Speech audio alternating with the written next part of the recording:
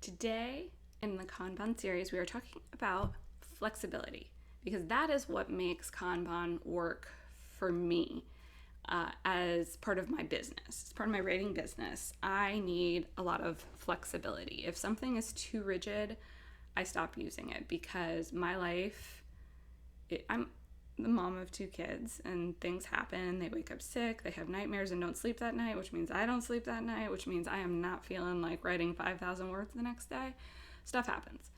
But the other thing is my creative process is not something that can be regulated. Some people are very structured. They need 2,000 words a day, 5,000 words a day, whatever their thing is.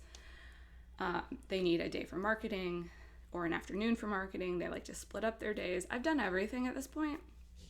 And the biggest thing that I have learned is that I cannot be regulated. You tell me I have to do something, I will not do it. I'm apparently a rebel. But I think that the underlying thing to that is that my creativity is different every day. And I generally like when I start a book, like I'm in it to win it. Like I've plotted the book, I know everything about the book, I'm ready to write this book.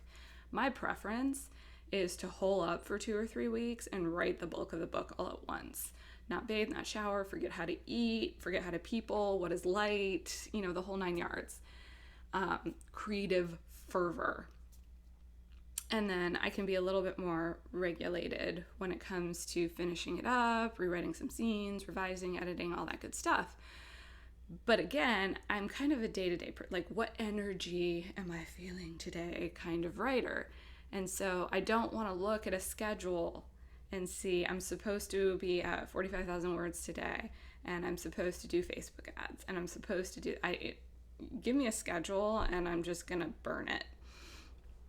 But with Kanban, I can have all the words I need to write, I can have all the things I need to do, and I can sit down in my office that morning and say, what energy am I feeling today? Oh, I'm going to make book covers today. And so I can make my book cover tab move over to the doing column, and that's what I work on that day. And if I do work on a cover and then I'm like, no, I was listening to a song and I just got a vision for a scene, I can go write that scene. And so those to-do things can clear from the to-do column in the order that I am prepared to do them. And if I don't complete something that I thought I needed to do, it's not staring at me in the face. I just move it back to the to-do column or leave it in the doing column until I complete it. It's that flexibility of moving things around at any time that really made me fall in love with the system. It works really well with plotting as well because I'm the kind of writer who likes to bring things around over again, whether it's character traits or a symbol or a feeling. And those are easy to forget though as you get deeper into a story. And so if I have it on a card and I write it, instead of putting it in the to-do column, I can just put it right back up into the doing column. And it's there visually right in front of my face as a reminder that you need to talk again about how your hero has a mustache, and not forget, make a big deal out of it in the first chapter and then never mention it again for the next 4 books. Not that I've done that. All writers have done that. We've all done that. We've all given a character a trait and then totally forgotten about it until it's like almost done. And then your beta reader's like, what happened to the mustache? And you're like, yeah, I need to get rid of that or write it into the story. And I don't want to write it into 7 books. So we're going to get rid of that.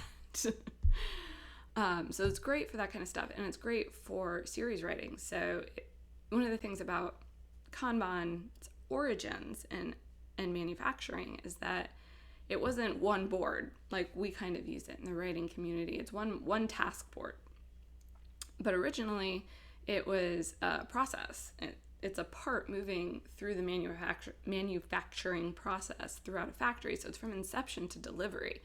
And as those parts and machines create the part, it signals what needs to happen next. Something needs to be replenished, supplies need to be ordered, a part needs to move to the next section. And so that card is not just moving across one board, it's moving across many boards.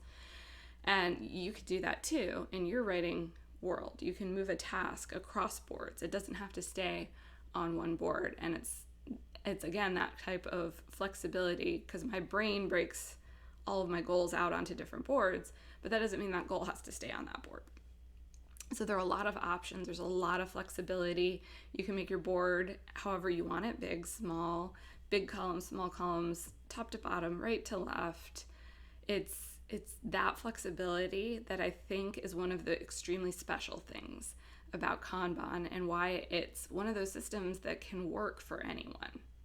So good luck making your boards, and remember, if something's not working, if it's getting hard, to keep it simple. Go back to the roots. Simple is better because it's easier to keep to.